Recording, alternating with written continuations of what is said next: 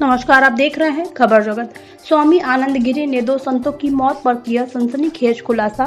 प्रयागराज की पंचायती अखाड़ा श्री निरंजनी से निष्कासित किए जाने के बाद स्वामी आनंद गिरी और उनके गुरु अखिल भारतीय अखाड़ा परिषद के अध्यक्ष महंत नरेंद्र गिरी के बीच तकरार बढ़ती जा रही है।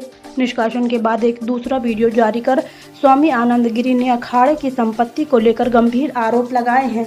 उन्होंने आरोप लगाया है कि संपत्ति के विवाद में ही निरंजनी अखाड़े से जुड़े 2 युवा संतों ने आत्महत्या कर ली थी और संदिग्ध परिस्थितियों में उनके शव पाए गए थे। उन्होंने निरंजनी अखाड़े से जुड़े महंत आशीष गिरी जी महाराज और महंत दिगंबर गंगापुरी जी महाराज की संदिग्ध परिस्थितियों में हुई मौत की जांच कराने की भी मांग की है। स्वामी आनंद गिरी ने अखाड़े से जुड़े संपत्ति के विवाद में अपनी भी हत्या की आशंका जताई है। उन्होंने कहा है कि अखाड़े की संपत्ति सैकड़ों वर्षों पुरानी है, हमें इसका संवर्धन और संरक्षण करना चाहिए, न कि इसको बर्बाद करना चाहिए। स्वामी आनंद गिरी ने 4 मिनट 24 सेकंड के जारी अपने इस वीडियो को में कहा कि अखाड़े की संपत्ति को बर्बाद करने से रोकने को लेकर के ही पूरा विवाद शुरू हुआ है। स्वामी आनंद गिरी ने कहा कि अखाड़ा परिषद के अध्यक्ष महंत नरेंद्र गिरी उनके गुरु हैं, आगे भी गुरु रहेंगे। ऐसा लग रहा है कि किसी के दबाव में अखाड़े की संपत्ति को वे नुकसान पहुंचा रहे हैं, इसे रोका जाना चाहिए। खबर जगत के लिए एलएन सिंह की रिपोर्ट। ओम नमो नारायण। घटनाक्रम आप सबके मध्य है। मैं सबसे पहले अपने गुरुजी को प्रणाम करता हूं और पूज्य महंत श्री हरिगिरी महाराज को प्रणाम करता हूं। हमारे संत समाज का जो आदेश है सर आँखों पे, जैसे कि कहा जा रहा है कि 3 साल तप करो, 10 साल तप करो, 15 साल तप करो, मैं अपने पूरे जीवन को ही तप मानता हूं और मुझे पूरे जीवन ही तप करना है। एक साल 2 साल के लिए साधु नहीं बनना है। जब मैंने बाल्यकाल से अपना जीवन दे दिया तो मैंने दे दिया।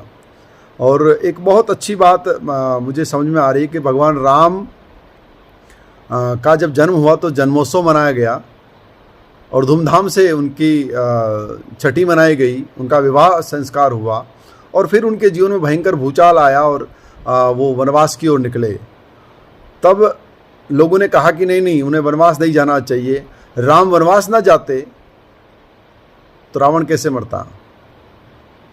राम वनवास ना जाते तो महात्माओं का संरक्षण कैसे होता? हमारे ईश्वर की वास्तविक पराकाष्ठा जगत में कैसे व्याप्त होती?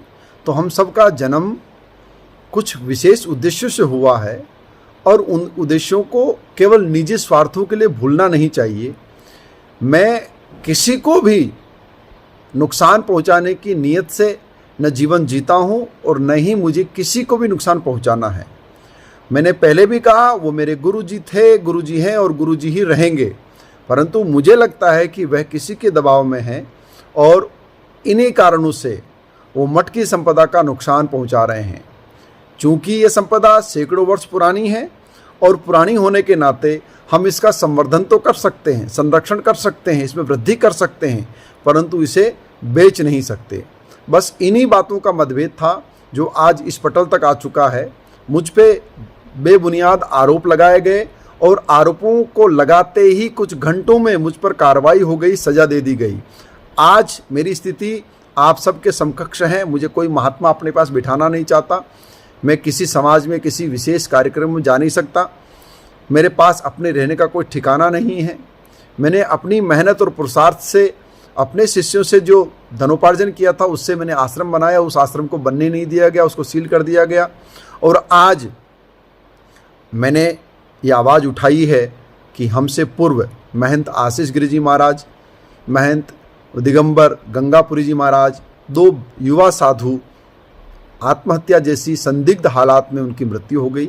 उनकी जांच हो, अखाड़ों की संपत्तियां बचे, प्राचीन स्थानों का संवर्धन हो।